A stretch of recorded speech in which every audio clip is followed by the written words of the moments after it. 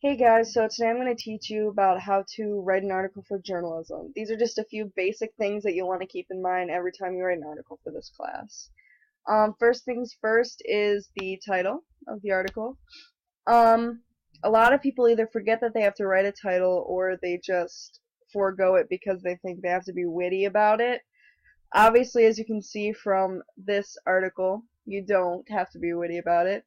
Um, this article is about Black History Month at BHS, and that is exactly what the title says. So that's how it should be with most of your titles, unless you're writing an editorial. Then it can be clever, but for the most part, you're going to want to just say exactly what the article is about, as opposed to what you might do for English class, where you try to be clever and not just say the name of the book that you're writing about for the essay. So the next thing you're going to want to add to every single article you write is the byline, which is just by and your name and whoever else wrote the article. So this is a thing that will really help your editors out, because a lot of times we don't know exactly who wrote an article, because pairs often happen where people will write an article with their friend or with an assigned person, and we just get the email from one person, so we don't really know all of the people who wrote it or if there's anyone else that wrote it. So it's just easier and clears up a lot of confusion if you just put the names of everyone who wrote or contributed to the article in the byline. Your editors will thank you and we won't have to bother you, so that's always a plus. The next thing is quotes. These are right here.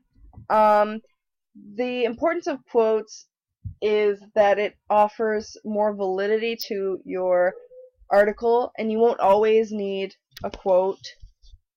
For example, you won't need one for articles that are written before an event happens. Usually those are just informational articles, and there's not really much to say on them because they haven't happened yet. So those don't always need quotes.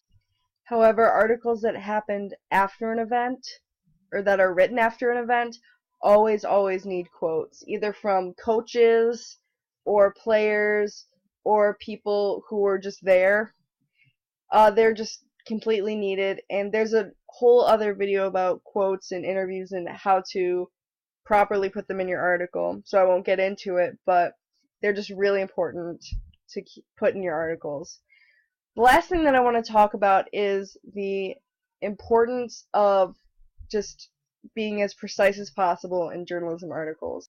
You don't want it to be novelly, where you say the runners lined up on the rain-stained pavement. You just want to say exactly what happened as precisely as possible. Just give the absolute facts of whatever the event was, and that's it. You don't have to add any fluff to it. You don't have to tell the colors of the sky that day.